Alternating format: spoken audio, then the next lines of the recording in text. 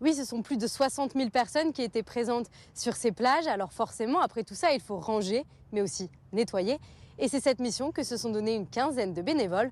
Ils s'activent depuis plus de 2 heures et certains étaient déjà présents lors du festival. On ne pourra pas tout faire, mais on contribue et l'idée c'est de faire passer le message que moins de consommation, ramasser ses déchets, être un peu plus vertueux, avec par exemple un petit cendrier de poche, des choses comme ça. Donc c'est sensibiliser.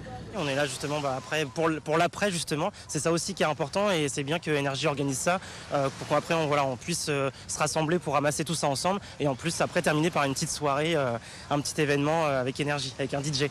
Oui, ce DJ set, c'est la récompense à un concert organisé par Énergie Green Live.